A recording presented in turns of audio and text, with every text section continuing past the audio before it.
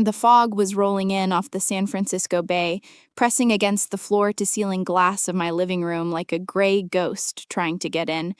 Inside, the air was warm, scented with expensive saffron, and the polite, hushed laughter of people who believe they run the world. 70 guests. Venture capitalists in hoodies worth more than my car, art collectors with stretched faces, and colleagues who had spent the last decade trying to undermine my firm, now drinking my champagne and calling me a visionary. 3 days ago, I sold Valeris Architects for $22 million. It was the culmination of 15 years of obsessing over load-bearing walls, tensile strength, and the perfect, invisible lines that keep a structure from collapsing under its own weight. Tonight was supposed to be my victory lap. But as I stood on the floating mezzanine, looking down at the party below, I didn't feel like a victor. I felt like a building inspector noticing a hairline fracture in a foundation that everyone else thinks is solid. My husband, Liam, was holding court near the limestone fireplace. He looked perfect. Of course he did. He was a curator, after all. His entire life was about lighting, angles, and presentation. He was wearing a velvet dinner jacket that was a shade of midnight blue so dark it looked black, laughing at something a tech CEO was saying. He placed a hand on the man's shoulder, charming, tactile, intimate. That was Liam. He made you feel like you were the only piece of art in the room worth studying. "Elena, darling!" The voice scraped against my nerves like a diamond on glass. Victoria, my mother-in-law. She was drifting toward me, clutching a glass of Pinot Noir like it was a life raft. She was wearing vintage Chanel, a little tight around the waist, and the kind of diamonds that sit in a safe deposit box 364 days a year. "You look tired," she said, tilting her head. It was a classic Victoria compliment, concern wrapped around an insult. But I suppose that's the price of ambition. Liam has been running himself ragged setting this all up for you. You really should thank him more often. "I thanked him, Victoria," I said, keeping my voice even. "He insisted on the party. I wanted a quiet dinner." "Nonsense," she waved a manicured hand. "Success must be seen to be believed. Otherwise, people might think it's a fluke." She drifted away before I could respond, heading straight for the bar. I watched her go, feeling that familiar tightness in my chest. For 10 years, I had been the breadwinner, the stabilizer, the one pouring concrete into the sinkhole of this family's finances. And for 10 years, Victoria had treated me like a contractor they'd hired to renovate the kitchen. I needed a moment. I turned away from the railing, intending to head to the kitchen for water, but stopped. From my vantage point on the mezzanine, I had a direct line of sight to the custom walnut bar Liam had commissioned just for tonight. The bartender had stepped away to refill the ice buckets. The area was empty, except for one person, Liam. He was standing with his back to the room, hunched slightly over the counter. To anyone else, he looked like a host checking the sake wine selection. But I'm an architect. My brain is wired to notice anomalies in patterns. The tension in his shoulders was wrong. The way he cast a quick, sharp glance over his left shoulder, checking the sightlines, wasn't casual. It was predatory. I froze. He reached into the inner pocket of his velvet jacket. It was a fluid motion, practiced. His hand emerged holding a small, dark vial, amber glass, maybe 10 milliliters. My breath caught in my throat. Time seemed to distort, stretching out like hot taffy. On the bar sat 2 ceremonial cups, hand-thrown ceramic chalices from our wedding trip to Kyoto. We were supposed to use them for the final toast. One was a deep, stormy blue. The other was a pale, speckled cream. The cream one was mine. I always used it. It was a sentimental affectation that Liam loved to mock in private, but celebrated in public as part of my earthly charm. I watched, paralyzed, as Liam uncorked the vial with his thumb. 1 drop, 2 drops, 3. They vanished into the dark, aged sake filling my cream-colored cup. He gave the cup a tiny swirl, just a flick of the wrist, to mix it. Then he capped the vial, slid it back into his pocket, and turned around. The transformation was instant. The tension vanished from his shoulders, a bright, easy smile plastered itself onto his face. He picked up a napkin, wiped a non-existent spot from the bar, and signaled for the bartender to come back. My hands were gripping the railing so hard, my knuckles had turned white. My mind, usually a chaotic storm of blueprints and schedules, went silent. Cold. He's going to kill me. The thought didn't arrive with panic. It arrived with the brutal clarity of a structural failure report. The support beams had snapped. The integrity was gone. I looked at him, my husband of a decade, the father of my daughter, and I didn't see a partner. I saw a demolitionist who had finally set his charges. Why? The question flashed and died instantly. The money. The $22 million. We had no prenup. If we divorced, he'd get half, sure. But if I died, he'd get it all. The firm's payout, the life insurance, the house, the investments. He and Victoria could stop pretending to be rich and actually be rich. I looked across the room. Chloe, my 13-year-old daughter, was sitting in the corner sketching on her iPad, wearing noise-canceling headphones to block out the party she hated. If I drank that cup, she would be the one to find me. She would be the one left with him. Rage, hot and molten, flooded my veins. It thawed the ice in my chest. No, I wasn't going to die tonight, and I certainly wasn't going to let him play the grieving widower in a suit paid for with my money.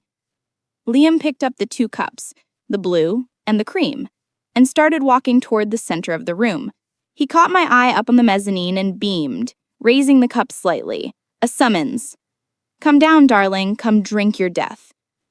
I started down the floating staircase. My heels clicked against the steel treads, clack, clack, clack, a countdown. I didn't rush. I moved with the precision of a woman walking a job site. By the time I reached the bottom floor, Liam had been intercepted by Victoria. She was saying something to him, touching his arm, looking at the cups with greedy eyes. "Is that the ceremonial sake?" she asked, her voice carrying over the music. "I've always said that tradition is so charming." An idea formed in my mind. It was dark, dangerous, and absolutely perfect. I walked up to them, my heart was hammering against my ribs like a trapped bird, but I forced my face into a mask of serenity. "Ready for the toast?" Liam asked, extending the cream cup toward me. His eyes were soft, crinkling at the corners, the eyes of a man who loved me, the eyes of a liar. I reached out, but I didn't take the cup he offered. Instead, I stepped past him, closing the distance to Victoria. "Actually," I said, my voice loud enough to turn heads nearby, "I've been thinking about what you said earlier, Victoria, about how hard Liam worked on this party and how much you've supported us." I gently took the cream cup, the poisoned cup, from Liam's stunned hand. He flinched, his fingers trying to hold onto it for a fraction of a second too long, but I pulled it free. "You deserve the first honor tonight," I said, smiling at my mother-in-law. I pressed the speckled cream cup into her hand. "To family." Liam froze. His face went slack. His eyes darted from me to his mother's hand, panic flaring behind his pupils. "Oh!" Victoria looked delighted, preening under the attention of the nearby guests. "Well, isn't that gracious of you, Elena? Finally showing some respect." She raised the cup. "No, wait," Liam started, his voice strangled. "To success," Victoria announced loudly, drowning him out. She tipped the cup back and took a long, deep swallow. I watched Liam. He didn't move. He couldn't. To stop her would be to admit what was in the cup. To let her drink was to kill his own mother. He stood there, paralyzed by his own trap, as Victoria drained the poison meant for me.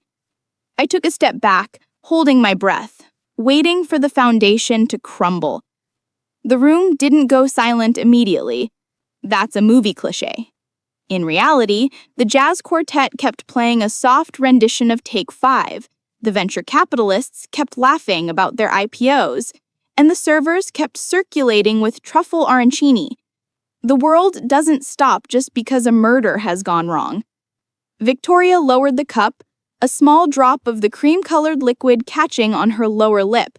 She dabbed it away with a cocktail napkin, smiling at me with that smug, self-satisfied look she reserved for moments when she felt she'd won a power struggle. "Dry," she critiqued, smacking her lips. "A bit bitter for my taste, but I suppose it has character." I stood perfectly still, clutching the blue cup, the safe cup, in my left hand. My pulse was roaring in my ears, a deafening hydraulic hiss. I looked at Liam. He was vibrating. He looked like a man watching a priceless sculpture tip off a pedestal, unable to reach out and catch it. "Liam?" Victoria asked, frowning. She reached out to touch his arm. "Darling, you look pale. Are you—" She stopped. It happened fast. The confusion on her face curdled into something primal. She blinked rapidly, her hand flying to her throat as if she'd swallowed a wasp. She wheezed. The sound was wet, gurgling. The ceramic cup slipped from her fingers. It hit the polished concrete floor with a sound like a gunshot. Crack, shattering into a dozen jagged shards. The cream-colored liquid splattered across the hem of her vintage Chanel dress, staining the fabric like dirty oil. "Mom?" Liam's voice cracked. It was the first sound he'd made in 30 seconds. Victoria's knees buckled. She didn't swoon gracefully like a Victorian heroine. She collapsed with the heavy, dead weight of structural failure. One moment she was vertical, a load-bearing pillar of this family's dysfunction. The next, she was a heap of silk and limbs on the floor. "Help!" Liam screamed. This time, the music stopped. "Someone help her! Call 911!" The party shattered. The polite veneer of high society evaporated instantly. Guests gasped, backed away, or pulled out their phones, instinctively recording the tragedy for their stories before thinking to offer aid. I didn't move. I stood in the center of the chaos, an anchor in the storm. I watched as Liam fell to his knees beside her. He was frantic, ripping at the collar of her dress, shouting her name. Mom, look at me." Victoria's eyes were rolling back in her head, showing the whites. Her body seized, arcing off the floor in a rigid spasm. It wasn't a heart attack. It was violent, toxic. The digitalis, or whatever cocktail he'd brewed in that little vial, wasn't meant to look like a gentle passing in sleep. It was meant to look like a sudden, catastrophic cardiac event, a tragedy for a woman of her age. Except it wasn't supposed to be her. I looked down at them. From this angle, it looked like a performance piece, the grieving son. He was good. He was sobbing now, shouting instructions to the guests, demanding a doctor. If I didn't know better, if I hadn't seen the vial, I would have believed him. I would have been on my knees beside him, comforting him. But I did know. I looked at the blue cup in my hand, the one he had intended for himself, the safe one. I took a sip. It was cool, crisp sake, notes of melon and rice. It tasted clean. It tasted like life. "Is there a doctor?" someone shouted. A man in a tuxedo, Dr. Eris, a cardiologist I designed a beach house for, pushed through the crowd. He dropped beside Victoria, checking her pulse, shouting for space. "She's in tachycardia. Her heart is beating out of her chest. Get an ambulance now." Liam looked up. For a split second, his eyes left his dying mother and found mine. I expected to see guilt. I expected to see terror. But what I saw chilled me more than the fog outside. He was assessing me. His eyes darted to the cup in my hand, then to my face, then back to his mother. He was calculating. Does she know? Did she do this on purpose? Or was it just a terrible, tragic accident? I kept my face blank. I summoned every ounce of professional detachment I had used in boardroom negotiations. I widened my eyes slightly, put a hand to my mouth, and let out a shaky, "Victoria?"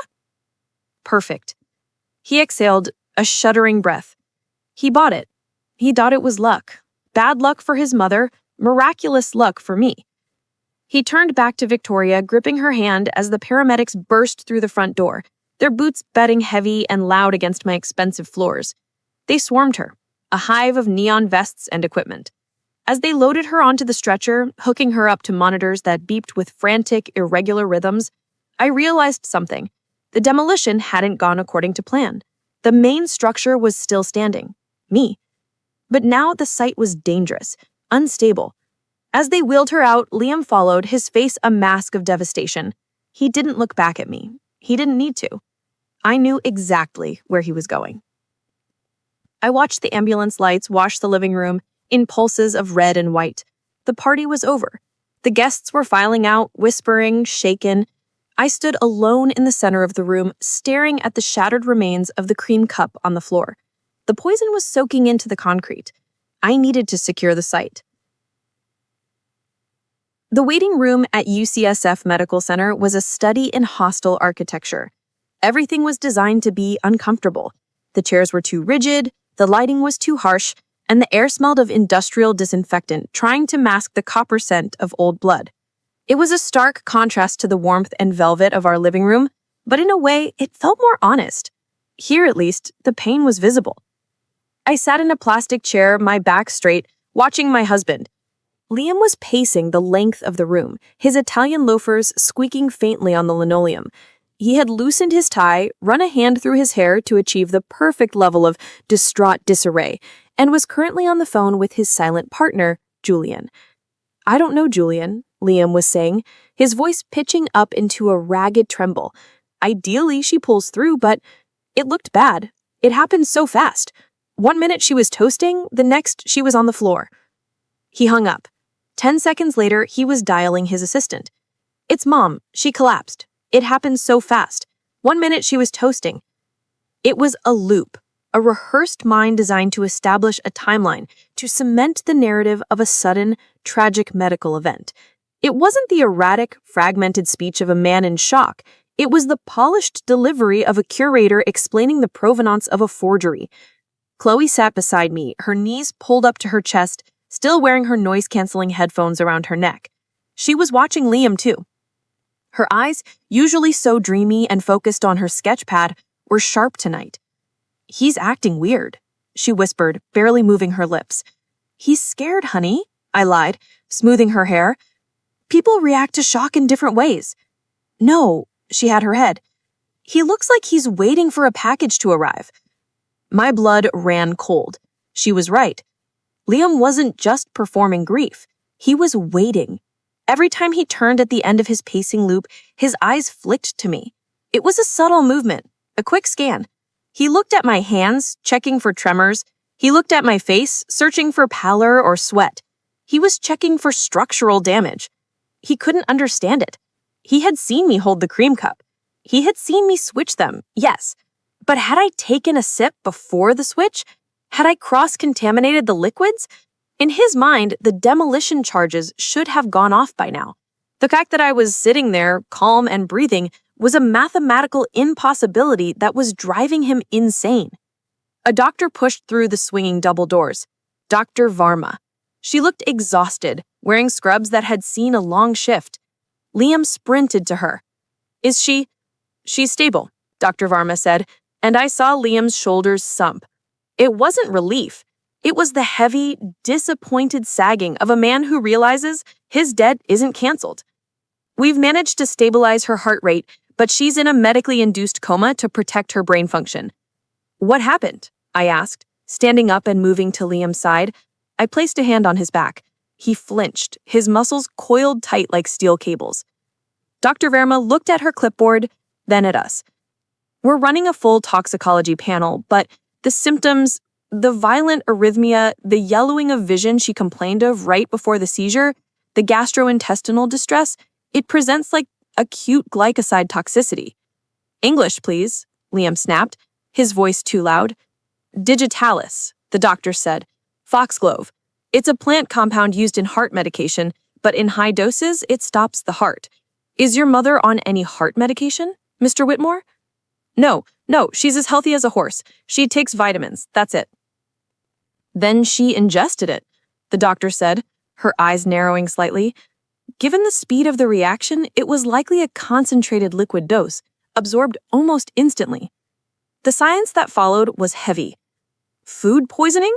Liam suggested, a desperate improvisation. The caterers? Maybe some garnish? Digitalis isn't a garnish, sir, the doctor said dryly. We've preserved the contents of her stomach. We'll know more in the morning. For now, you should go home. There's nothing you can do here. Dr. Varma turned and walked back through the doors. Liam stood frozen. He was staring at the floor, his mind clearly racing through the implications. Toxicology, stomach contents, investigation. He turned to me, and for the first time that night, the mask slipped completely. There was no grief in his eyes, just raw, naked panic and a simmering, confused rage. "We should go," he said, his voice flat. "We need to rest." "I'm so relieved she's going to make it," I said, looking him dead in the eye. I put just enough emphasis on the word relieved. He held my gaze for a second too long. He was trying to read my blueprints, trying to find the hidden room where I kept my secrets. "Yeah," he breathed, the words sounding like a curse. "It's a miracle." As we walked out of the hospital, the cold San Francisco mist hit my face. I took a deep breath. My mother-in-law was alive, which meant the murder charge wouldn't stick. Yet. But Liam was desperate. He was broke, he was scared, and now he knew the poison had failed. He wouldn't stop. A demolitionist doesn't pack up his tools just because the first charge was a dud.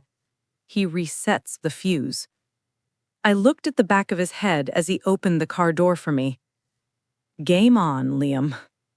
The drive back to the cliffside house was silent, the kind of silence that has weight and texture, like wet concrete pouring into a mold.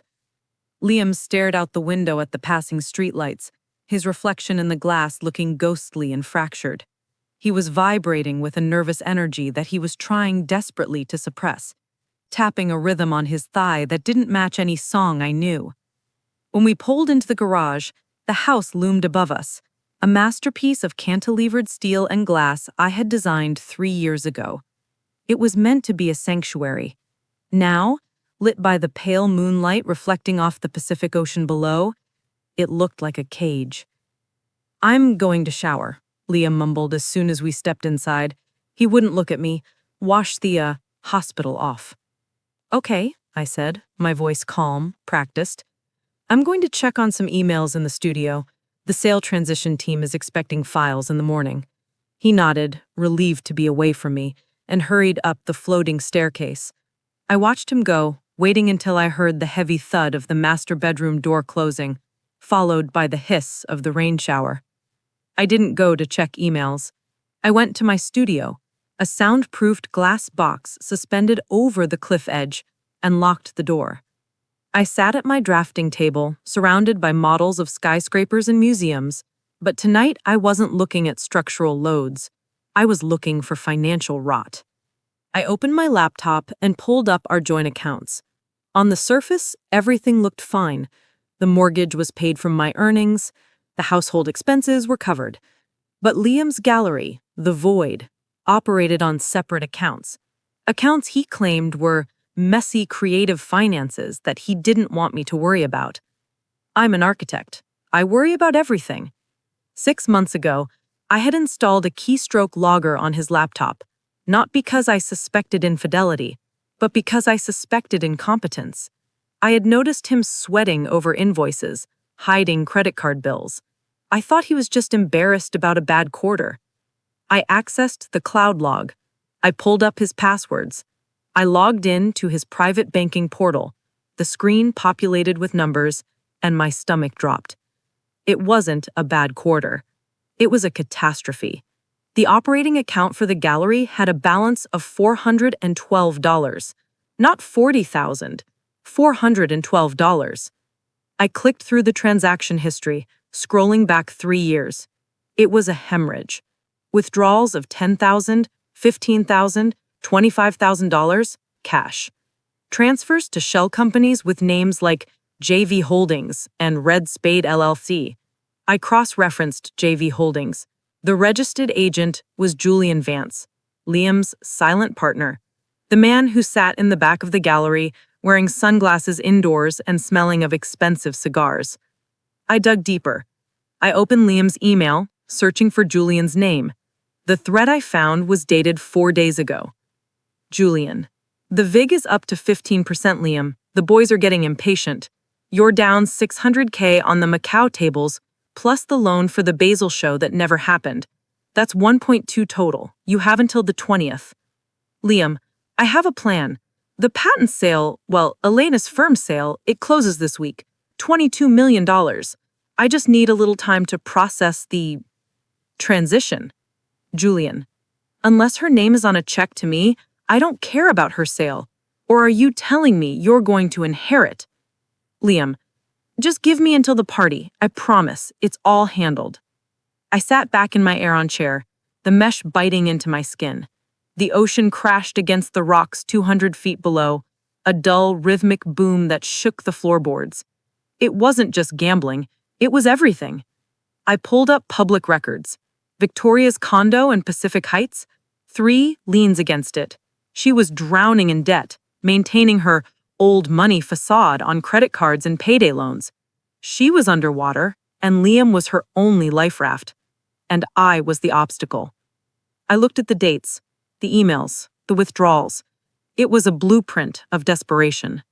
Liam wasn't a criminal mastermind. He was a structural failure waiting to happen. He had leveraged every pillar of his life, his business, his mother's home, his own safety, against the expectation that I would die and cash him out. The $22 million wasn't a windfall to him. It was a survival kit. I felt a wave of nausea so strong I had to close my eyes. I thought of the cream cup, the 3 drops. He had stood there, smiling, handing me death in a ceramic chalice, thinking about his gambling debts. He had weighed my life, 10 years of marriage, raising our daughter, building this home, against a $1.2 million debt to a loan shark. And the math had worked out in his favor. I opened another tab. The life insurance policy. $5 million. Double indemnity for accidental death. Total value of my death? Roughly $27 million. Cost of my life?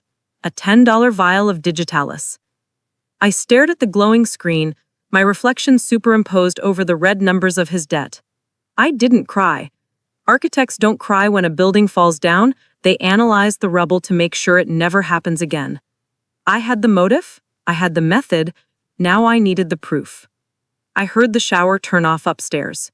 The pipes groaned in the walls. He would be coming downstairs soon, playing the role of the exhausted, traumatized son. He would expect me to be the supportive wife, the soft place to land. He would expect me to be clueless. I closed the laptop. I didn't wipe the history. I wanted to keep it, but I saved everything to an encrypted drive on my keychain. I stood up and walked to the window, looking out at the fog. You want to tear it all down, Liam? I whispered to the glass. Fine. Let's see who survives the collapse. I turned off the lights in the studio, plunging the room into darkness. I was done inspecting the damage. It was time to start reinforcing the walls.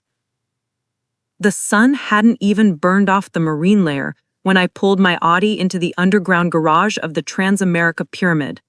I had left Liam sleep in the master bedroom, tangled in sheets that smelled of his nervous sweat. I left a note on the kitchen island. Site inspection in Marin. Back by 2? Love you. Love you. The structural integrity of that lie was holding up the entire roof right now. I took the elevator to the 44th floor. Veronica Chang's office was a fortress of mahogany and steel, overlooking the city like a watchtower. Veronica had been my firm's corporate counsel for years, a shark in a Chanel suit who specialized in hostile takeovers. Today, the hostile takeover was my life. You look terrible, Elena, Veronica said, not looking up from her tablet as I walked in. She didn't do pleasantries. That's why I paid her $900 an hour. My husband tried to poison me last night, and his mother took the hit. She's in a coma. Veronica stopped typing. She looked up, her expression shifting from bored to laser-focused. Police? Not yet. I need evidence. If I go to them now, it's a tragic accident and a grieving husband. I need him to hang himself. I slid the flash drive across the desk, the one containing the download of Liam's gambling debts, the emails with Julian, the foreclosure notices for Victoria's condo. He's desperate, I explained. He owes $1.2 million to people who break kneecaps. He needs my estate. The poison was plan A. I need to make sure plan B is impossible. Veronica plugged in the drive, scanning the files with rapid, predatory eyes. Plan B will be incapacity, she said, her voice cold. If you don't die, he'll try to prove you're unfit. Stress, trauma, the pressure of the sale, he'll petition for emergency conservatorship. If he gets control of your medical and financial decisions, he can drain the accounts legally. I know, I said. That's why I need a new will, immediately. And I need proof that I am sound of mind. Smart, Veronica nodded. I'm drafting a revocable living trust. We move the $22 million, the house, the residuals, everything, into the trust. The beneficiary is Chloe, with a corporate trustee. Liam gets nothing. Not a cent, not a cufflink. And if I die before it's signed? You won't, because you're going to Dr. Salloway right now. He's a forensic neuropsychologist. I already called him. You're getting a comprehensive competency evaluation. By noon, you will have a medical certificate stating you are cognitively perfect. If Liam tries to claim you're having a breakdown, we slap him with a sworn affidavit that says you're sharper than he is. Dr. Salloway's office was in Pacific Heights, a quiet, sterile suite that smelled of dust and old paper. Salloway was a small man with kind eyes and a demeanor that suggested he knew exactly how fragile the human mind could be. We're establishing a baseline. I'm going to ask you to perform a series of tasks. Some will seem simple, some will be frustrating. Just do your best. For 3 hours, I was subjected to the most insulting and necessary examination of my life. Repeat these numbers backward, he commanded. 74928. 82947, I replied, my voice steady. Draw a clock face showing the time 10 past 11. I drew it. Perfect circles, perfect angles. I'm an architect. Spatial reasoning is my native language. Tell me what this proverb means. People in glass houses shouldn't throw stones. I looked at him. It means those who are vulnerable shouldn't attack others.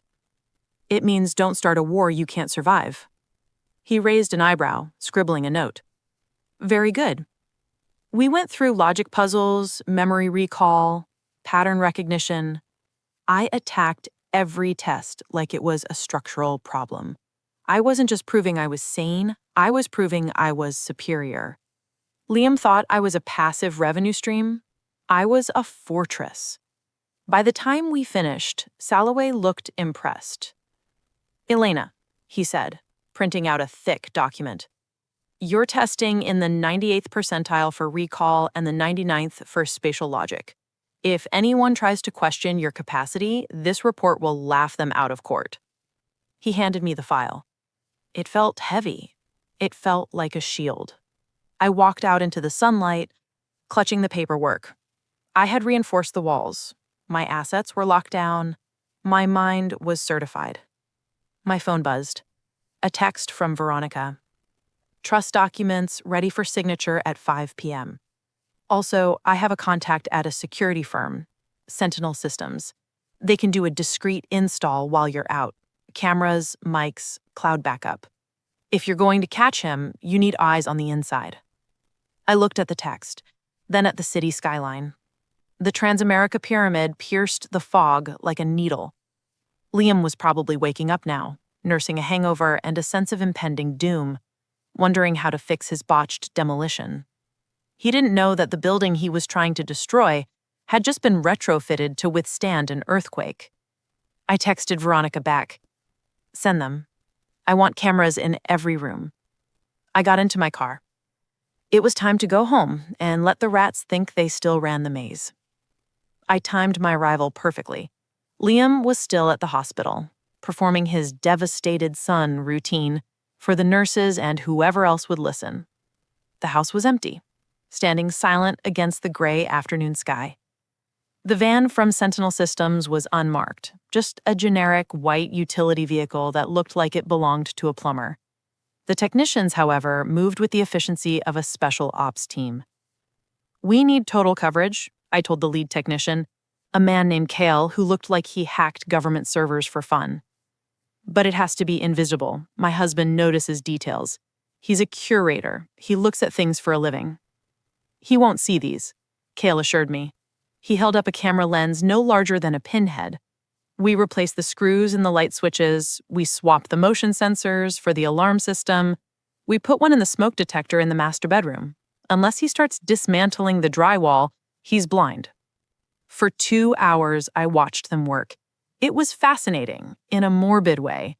They were turning my home, my sanctuary of glass and light, into a panopticon, a prison where the inmate didn't know he was being watched. By 3 p.m., the house was wired. Kale handed me a tablet. "Here's your dashboard. Live feeds, cloud recording, audio pickup, it's all encrypted. You're the only one with the key." I looked at the screen. There was my kitchen, high def and wide angle. There was the living room, the scene of the crime, looking pristine and innocent. There was my studio. "Thank you," I said. "Go." They vanished as quickly as they had arrived. I was alone again. Now came the most important part. The bait. I went to my studio and locked the door. I pulled the painting of the Guggenheim Bilbao away from the wall, revealing the biometric safe I had installed when the firm started landing 8-figure contracts. Liam knew about the safe, of course, but he didn't know the code, and his fingerprints weren't registered. He had asked me for access a dozen times over the years. "Just in case of emergencies, babe." But I had always demurred. Paranoia, he called it. Prudence, I corrected. I opened it. Inside were the real deeds, my passport, and a few heirlooms. I pushed those to the back. From my briefcase, I pulled the folder Veronica had prepared. It was a masterpiece of forgery. Inside was a document titled Cayman Holdings Bearer Bond Trust, $4 million. Bearer bonds are essentially cash. Whoever holds the paper owns the money. They are antiquated, rare, and exactly the kind of untraceable windfall a desperate gambler dreams of. Next to it, I placed a sleek black hardware wallet, a USB device used for cold storage of cryptocurrency. I attached a sticky note to it, written in my handwriting. Backup key, 12-word seed phrase in folder. Value approximately 500 BTC. It was a lie. The USB drive was empty. The seed phrase in the folder led to a dummy wallet I had set up with a watch-only script that would alert my phone the moment anyone tried to access it. I placed the folder and the drive in the front of the safe, angled so they would be the first thing seen when the door opened. Then I did something calculated. I took a Post-it note and wrote a string of numbers on it, 1984-05, the date we met. I stuck it to the back of the Guggenheim frame, just visible if you tilted the painting. It wasn't the real code. The real code was my grandmother's birthday. This code would open the safe, but it would trigger a silent duress alarm. It would log it as unauthorized attempt and send a ping to my phone and the security company. I was building a mousetrap, and I had just loaded it with the finest cheese money could buy. I heard the garage door rumble open. My heart kicked against my ribs. Liam. I quickly slid the painting back into place, smoothed my blouse, and opened the studio door. I walked out onto the landing as Liam came through the front door. He looked haggard. His expensive jacket was rumpled, his eyes rimmed with red. He looked like a man who was fraying at the edges. "How is she?" I asked, descending the stairs. "The same," he rasped. He tossed his keys on the console table with a little too much force. "Doctors say the next 24 hours are critical. If she wakes up." He didn't finish the sentence. "If she woke up, she might remember the cup. She might remember the switch." He looked up at me, his eyes narrowing. "What have you been doing?" I said, keeping my voice level. Working, trying to secure our assets. With the investigation, if the police start looking into our finances because of what happened to your mother, they might freeze our accounts. He froze. What? Why would they do that? Standard procedure in suspicious poisoning cases. I lied smoothly. Veronica called me. She warned me to move any liquid assets into secure storage immediately. Cash, bonds, crypto, anything the state can't touch. He saw the hunger flare in his eyes. It was instant. Visceral. And did you? I moved the emergency funds, I said, lowering my voice, into the studio safe, just until this blows over. I watched his throat work as he swallowed. He glanced towards the stairs, towards the studio. Smart, he said, trying to sound casual, but his voice was tight. That's really smart, Kalena. We have to protect ourselves. Exactly, I said, walking past him to the kitchen. We have to be ready for anything. I poured myself a glass of water, my back to him. I pulled out my phone and checked the app.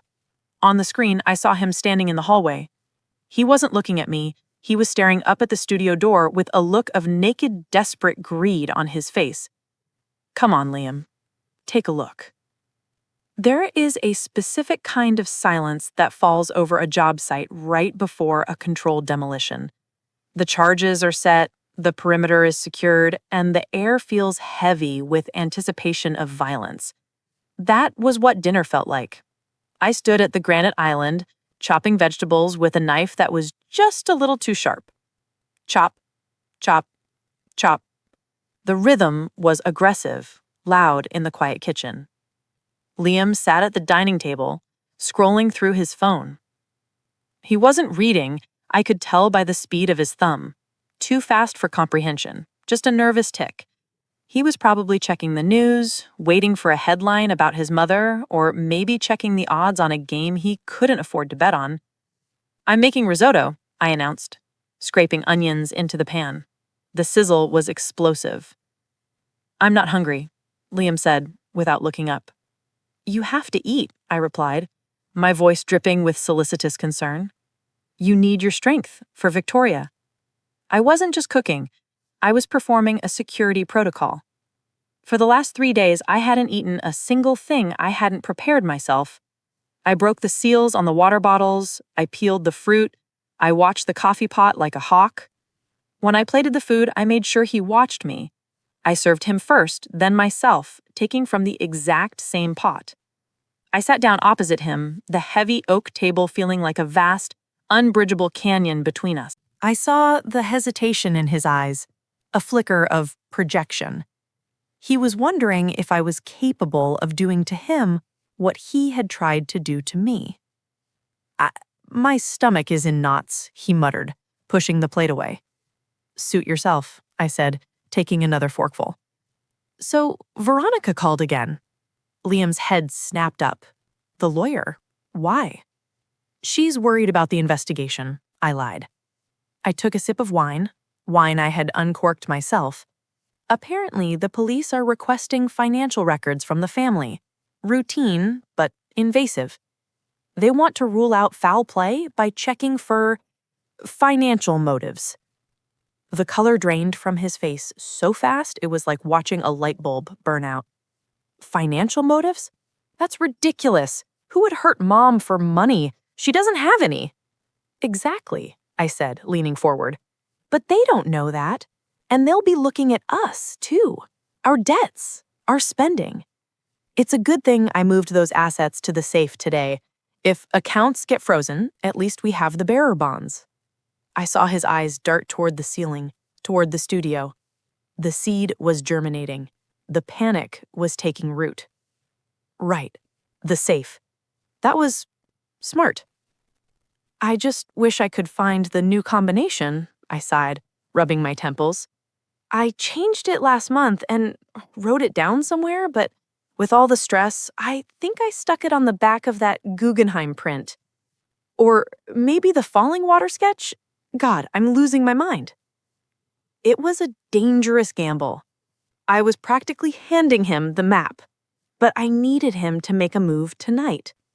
I couldn't live like this, sleeping with one eye open, testing my food, for another week. I needed him to break. Dinner ended in silence. Liam excused himself to go make some calls, retreating to the terrace. I cleared the table, washing the dishes with methodical precision. Going to bed was the hardest part. Entering the master bedroom felt like walking into a cage with a tiger. This was our sanctuary, the place where we had conceived Chloe, the place where we had whispered promises in the dark. Now it was a crime scene waiting to happen. I changed in the bathroom, locking the door. When I came out, Liam was already in bed, lying on his back, staring at the ceiling. He was wearing a t-shirt I had bought him for his birthday. I climbed in beside him. The mattress shifted, tilting me slightly toward him. I stiffened, holding my breath. "Elena?" he whispered. "Yeah? Do you think she felt pain?" The question hung in the dark. Did she feel pain? "I don't know, Liam," I said softly. "The doctors said her heart just stopped. It was probably very quick." "Quick," he repeated. "That's good." He wasn't comforting himself about his mother. He was reassuring himself about the method. He was wondering if I would have felt pain if I had drunk the cream cup. He turned off the lamp. Darkness swallowed the room, save for the faint blue glow of the moonlight filtering through the sheer curtains. I lay there, rigid, listening to his breathing. It was shallow, uneven. He wasn't sleeping. He was waiting. I closed my eyes, feigning sleep, but my mind was wide open. I was visualizing the house like a schematic. The sensors in the hallway, the camera in the studio, the silent alarm on the safe. Hours passed. The digital clock on the nightstand read 1:14 a.m. Beside me, the mattress shifted. I kept my breathing steady, rhythmic. In for 4, out for 4. Liam sat up. He paused, looking down at me. I could feel his gaze, a physical weight on my skin. Was he checking if I was asleep, or was he considering a pillow over the face? My hand slid imperceptibly under my pillow, wrapping around the handle of the heavy brass flashlight I had placed there, in case of power outages. But he didn't reach for me. He slid out of bed, his feet making no sound on the rug. He moved like a ghost, creeping toward the door. He opened it slowly, agonizingly, trying to avoid the squeak in the hinge. He slipped into the hallway and pulled the door shut until it clicked. I waited 3 seconds.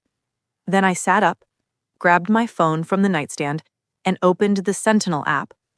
The screen glowed with the night vision feed of the hallway. There he was, Liam, barefoot and shivering, moving toward the stairs, toward the studio, toward the trap. "Got you," I whispered. The screen of my phone was a window into a ghost story. In the monochromatic green glow of the night vision feed, Liam looked less like my husband and more like an intruder, a pixelated shadow moving through the hallway of the house I had designed to be a fortress. I watched him stop at the studio door. He hesitated, his hand hovering over the handle. I held my breath, my thumb hovering over the record button, though the cloud server was already capturing every frame. "Open it, Liam. Cross the threshold." He turned the handle. It was locked, of course. He reached into his pocket and pulled out a tension wrench, something he must have bought online or borrowed from Julian's shady friends. It was clumsy. He jiggled the lock, scratching the brushed steel escutcheon plate. I winced. That was custom hardware. Finally, the tumbler clicked. He pushed the door open and slipped inside. I switched camera views. Camera 04, studio interior. The room was dark, illuminated only by the ambient moonlight filtering through the glass walls. Liam moved quickly now, energized by the adrenaline of the crime. He went straight to the Guggenheim Bilbao print, hanging above the drafting table. He lifted the frame, tilting it away from the wall. I zoomed in on the feed. I could see him squinting, using his phone's flashlight to scan the back of the canvas. He found it. The post-it note. 1984-05. A smile broke across his face. A greedy, triumphant smirk that made my stomach turn. He thought he had outsmarted me. He thought I was just a forgetful wife who left passwords lying around, not an architect who understands that the best way to guide someone through a space is to give them a focal point. He dropped the painting back into place and moved to the safe. He punched in the code. Beep, beep, beep. My phone vibrated in my hand. A silent notification from the security system. Duress alarm triggered. Zone 4. He was in. The heavy steel door swung open. Liam crouched down, the blue light of his phone illuminating the contents. He ignored the passport. He ignored the heirloom jewelry. His hand went straight for the forest green folder. Cayman Holdings. He opened it, his eyes scanning the fake bearer bond documents.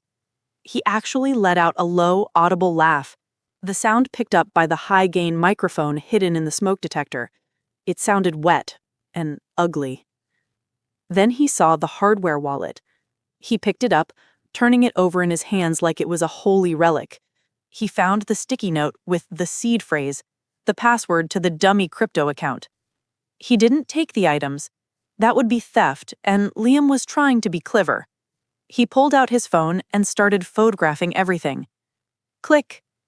The bearer bonds. Click. The account numbers. Click. The seed phrase for the crypto wallet. He was thorough. He made sure the text was legible, zooming in on the details. He was building his own evidence file, documenting his intent to defraud me with high-resolution clarity.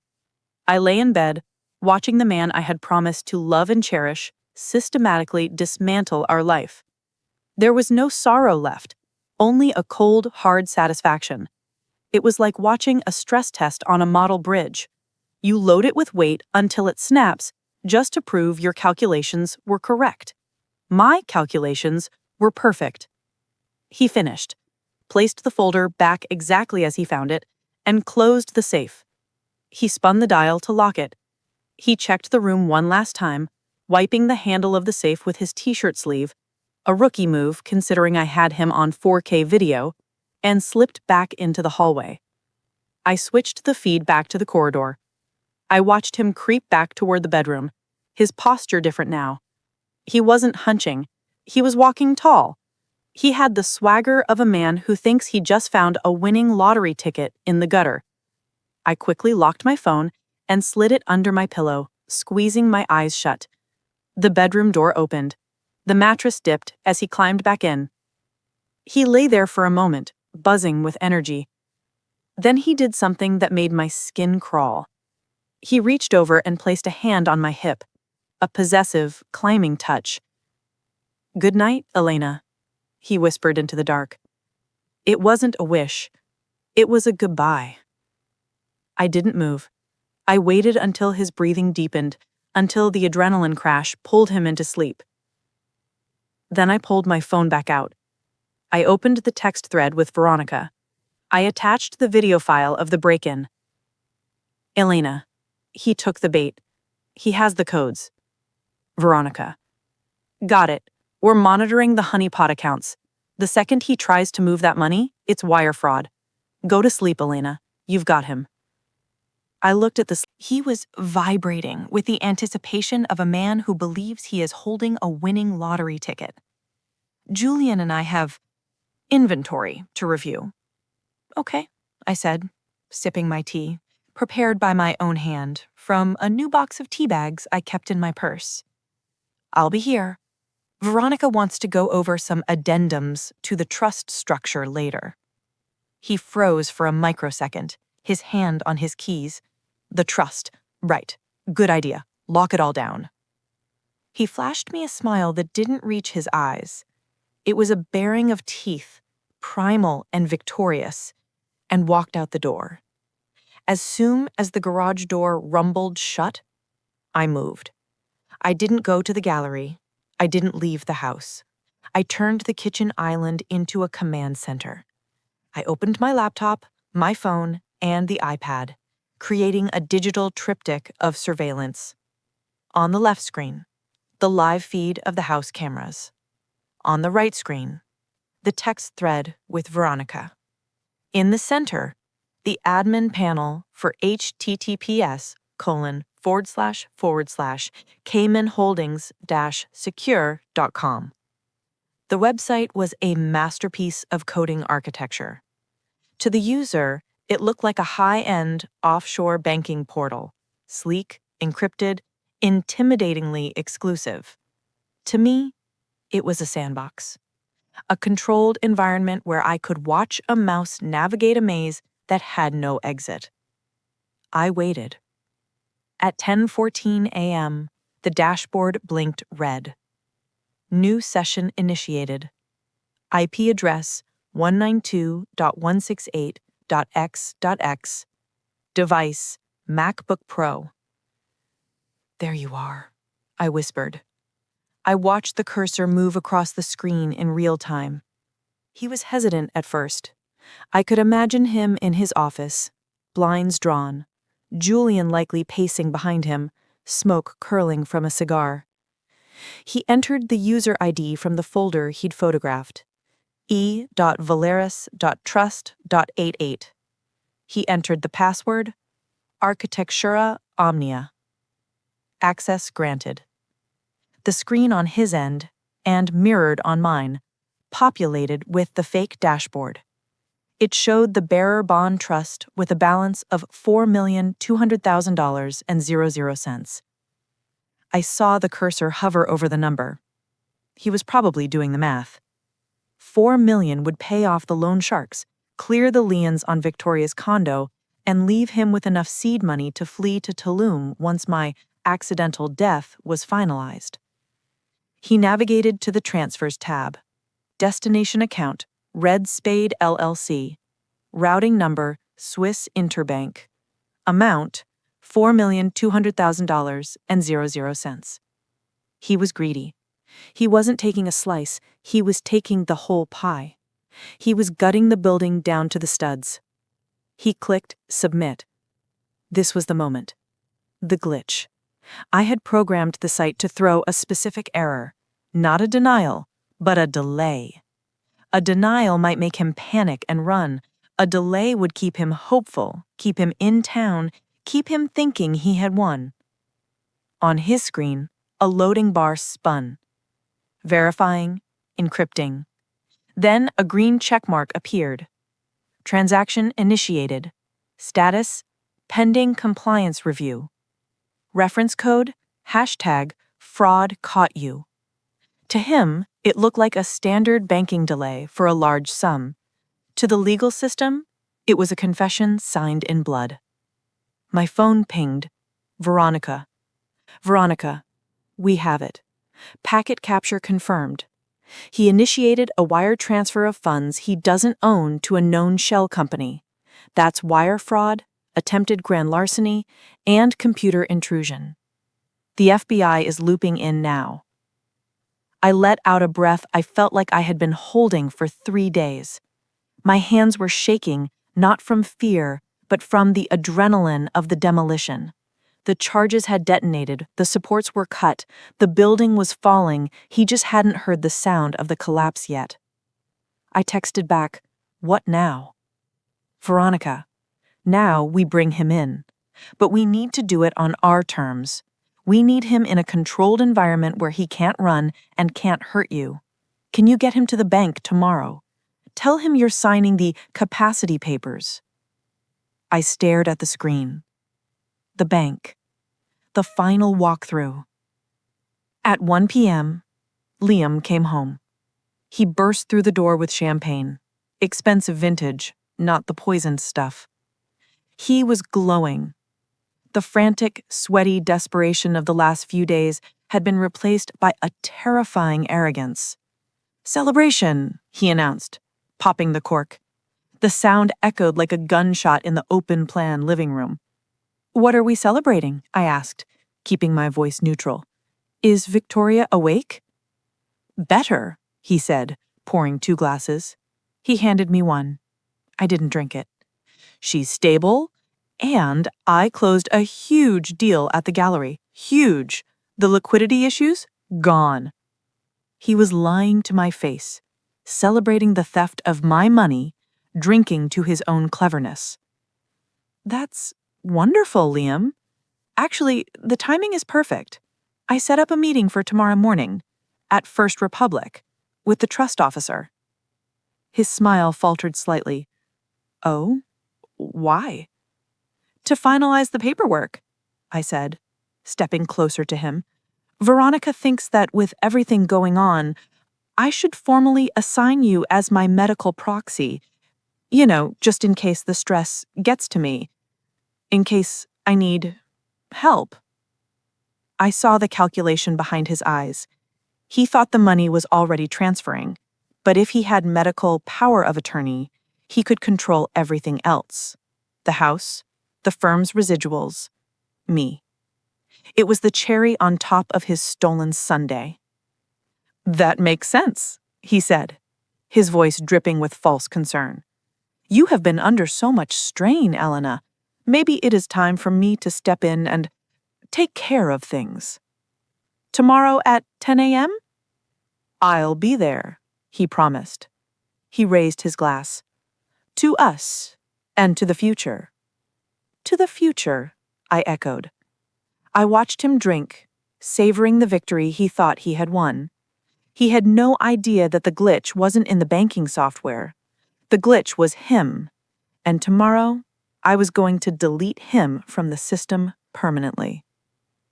First Republic Bank on Montgomery Street is a cathedral of old money, marble floors that echo with the footsteps of people who own the city, vaulted ceilings that make you feel small, and the smell of cold recycled air and crisp banknotes. It was the perfect setting for a funeral, though Liam didn't know it was his own. We walked in together. Liam was dressed in his concerned husband costume, a charcoal suit, no tie, his hair perfectly tousled. He held my elbow with a grip that was possessive, guiding me like I was a fragile antique that might shatter if jostled. You're doing the right thing, Elena, he murmured as we approached the glass-walled conference room. This pressure, it's too much for anyone. Let me carry the load for a while. I looked at him. Really looked at him. Beneath the veneer of concern, I saw the hunger. It was a physical thing, a tightness in his jaw, a dilation of his pupils. He was already spending the money. He was already redecorating my house. That's wonderful, Liam, I said softly.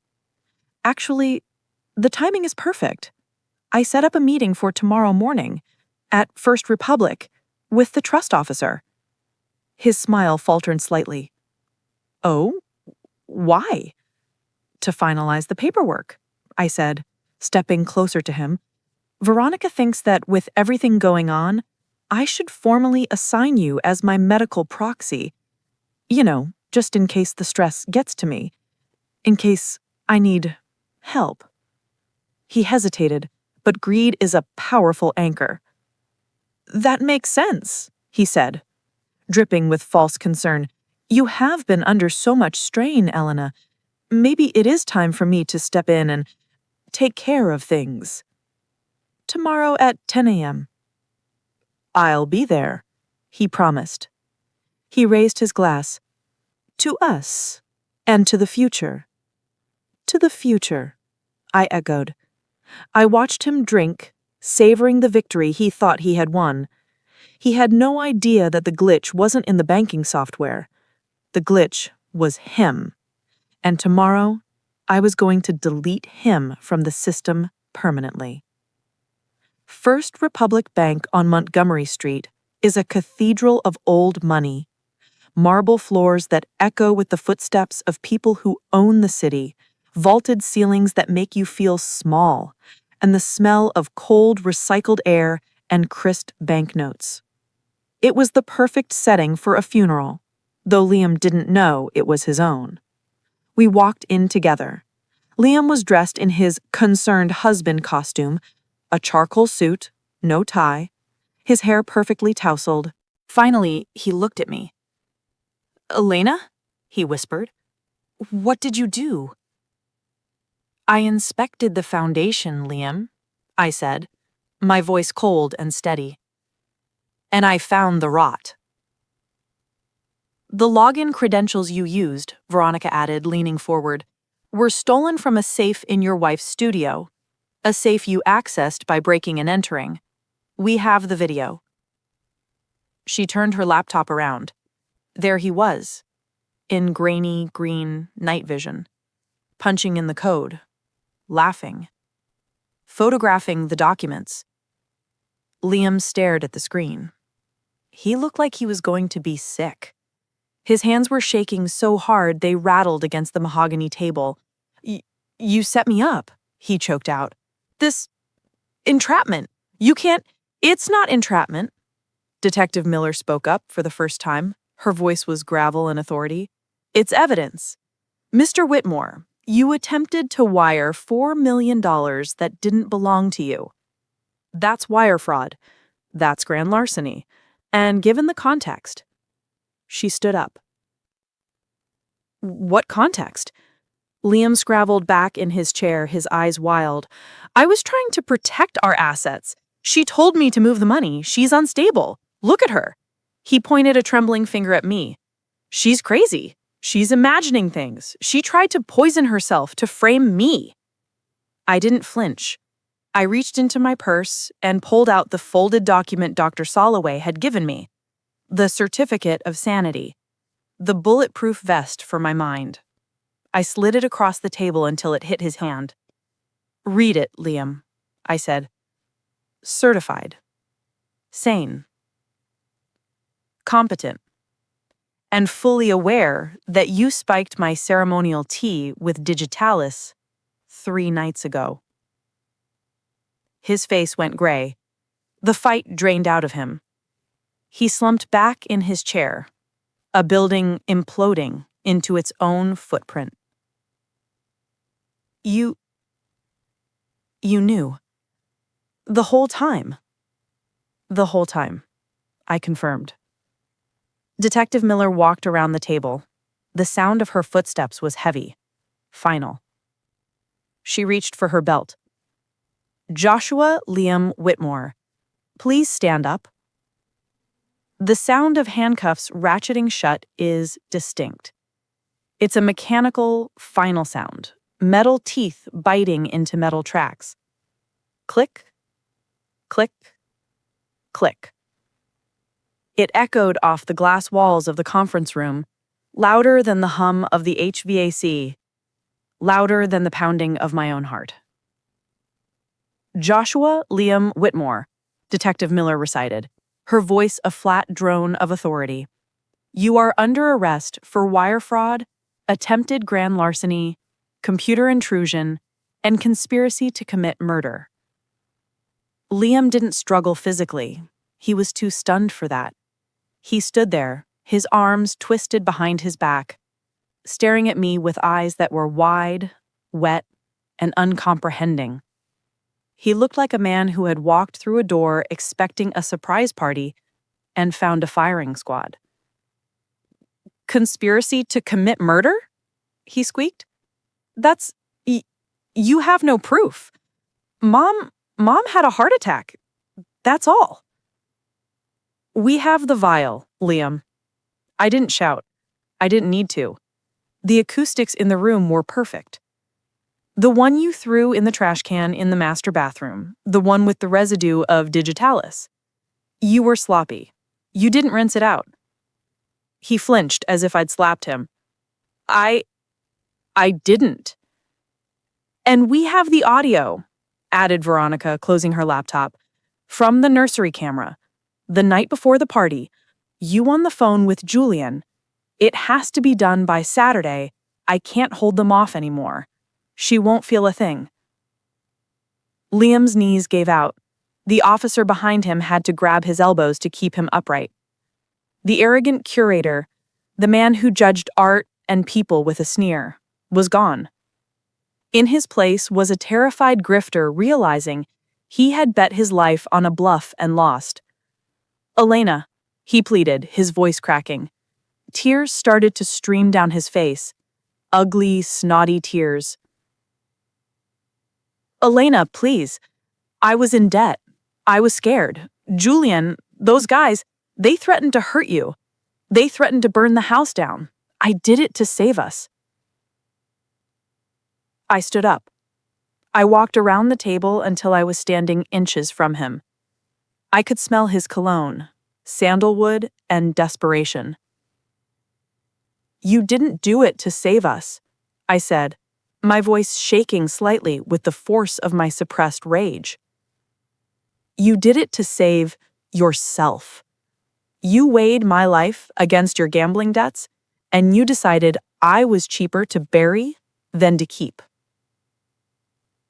No, I loved you. You loved the architecture, I corrected.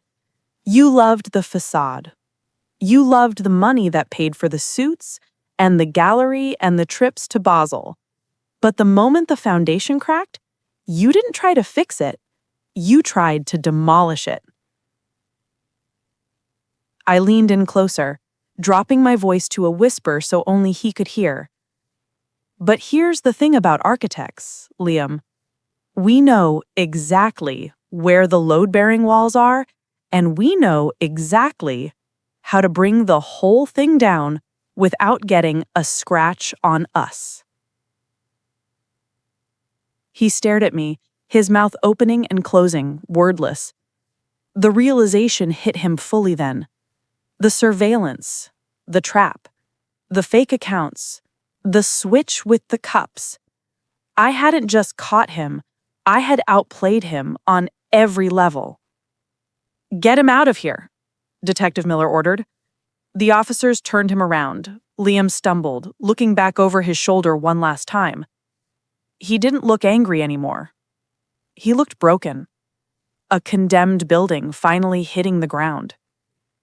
I watched them march him through the lobby. The bank customers stopped and stared. The tellers paused mid-transaction. It was the public humiliation he had always feared, the shattering of his carefully curated image, and I watched every second of it. When the glass doors closed behind him, the silence rushed back into the room. I sat down heavily in the leather chair. My legs felt like jelly. The adrenaline that had been propping me up for 5 days, the fear, the anger, the hypervigilance, suddenly evaporated, leaving me hollowed out. Veronica reached over and squeezed my hand. It's over, Alina. He's gone. Is he? I asked, staring at the empty doorway. Julian is still out there. The debts are still there. Julian was picked up an hour ago, Detective Miller said, packing up her notepad. RICO charges, illegal gambling ring, extortion. He's going away for a long time. And as for the debts, they're Liam's debts, not yours. The trust protects you. The prenup we found in his safe, the one he hid from you, protects you.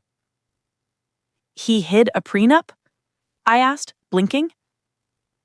Found it in his desk at the gallery, Miller nodded. Drafted 5 years ago, but never filed. He was keeping it as leverage in case you ever cheated. Irony is a bitch. I laughed. It was a dry, jagged sound, but it was real. I looked around the conference room. The sunlight was streaming in through the skylights, illuminating the dust motes dancing in the air. The dust of the collapse. I need a drink, and not tea. Way ahead of you? Veronica smiled. Let's get out of here. You have a house to reclaim. We walked out of the bank and into the cool San Francisco air. The city looked the same as it had an hour ago, bustling, noisy, indifferent. But to me, it looked different. The lines were sharper. The colors were brighter. I took a deep breath, filling my lungs with air that didn't taste like poison. The structure of my life had been demolished. The rubble was everywhere. But the land? The land was cleared. And I was an architect. I knew how to build something new.